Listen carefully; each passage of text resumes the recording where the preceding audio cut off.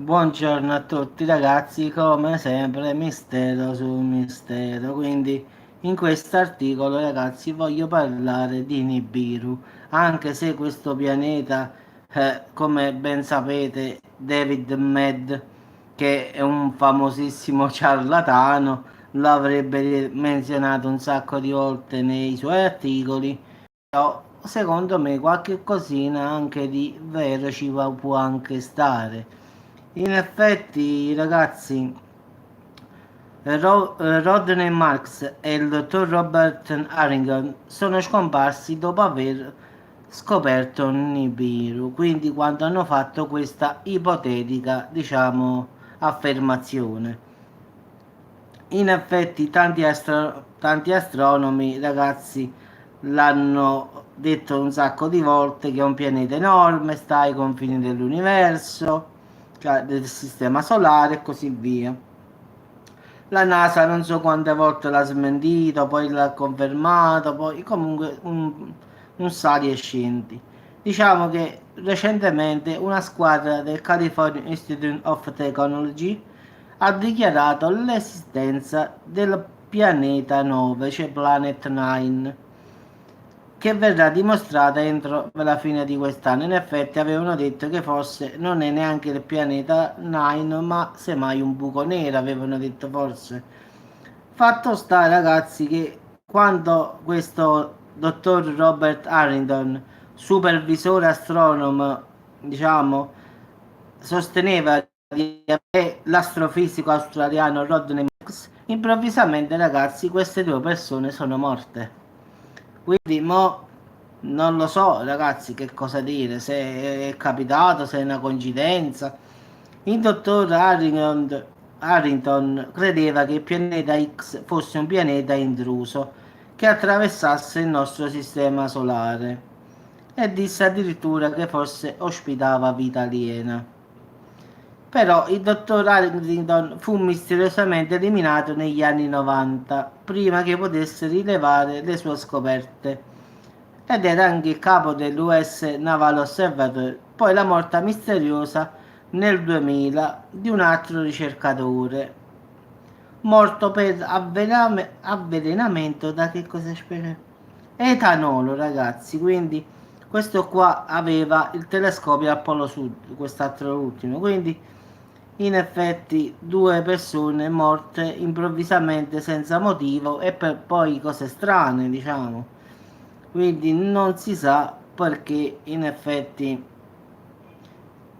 sia una causalità, non lo so. In effetti questi due qua che avevano fatto presunzioni, no presunzioni, in effetti avevano predetto che forse c'era questo famoso Nibiru, improvvisamente ragazzi muoiono misteriosamente, no che misteriosamente, muoiono di morti strane, uno è morto con l'etanolo, vabbè, poi ha detto che in effetti il dottor Harrington disse che Plutone era stata una luna di Nettuno e che era stata spostata dal pianeta X, che lui chiamava pianeta intruso.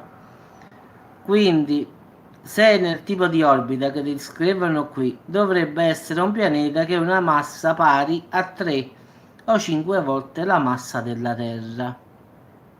Quindi avrebbe un livello intermedio tra i pianeti gassosi come Urano e Nettuno. Quindi se questo pianeta dovesse avere un'orbita di 3600 anni, la sua massa sarebbe più grande. Quindi diciamo che in effetti lui era quasi convinto.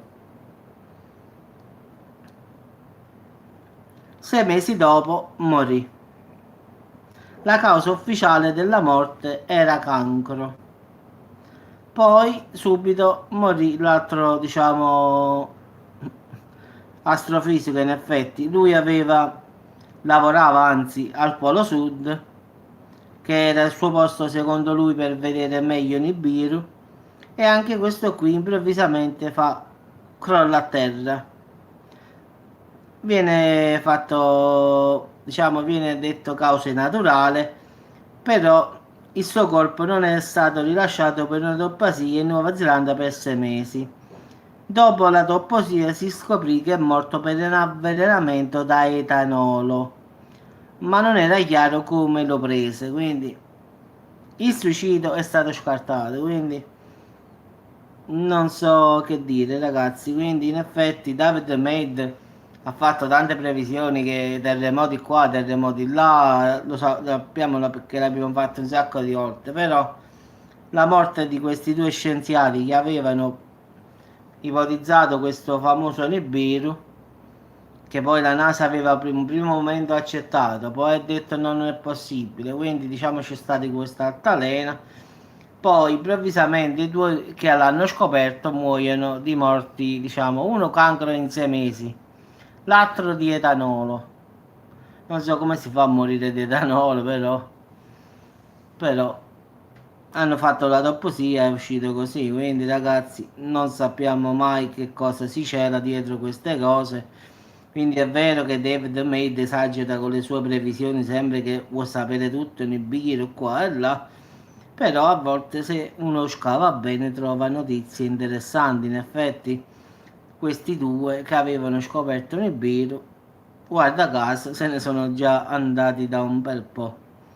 Speriamo bene che non esiste davvero sto pianeta, quindi in effetti ultimamente hanno detto che esisteva questo pianeta X, Planet 9, hanno detto che poteva essere un buco nero, ma comunque fatto sta ragazzi che là fuori qualche cosa ci sta, ma o si chiama Nibiru, o si chiama buco nero, o si chiama Planet 9 come lo vogliono chiamare loro.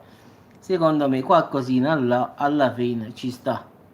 Quindi secondo me questi due scienziati astrofisici avevano visto qualche cosa, loro l'avevano chiamato Nibiru, uno l'ha chiamato pianeta X, uno pianeta 9, però il soggetto è sempre lo stesso, quindi diciamo che in fondo questi due scienziati non si erano sbagliati, qualche cosa ci sta, solo che forse non è questo famoso Nibiru, forse è un altro un buco nero, forse è un altro pianeta, però ci sta qualche cosina lì, quindi mo e quanto ce lo diranno?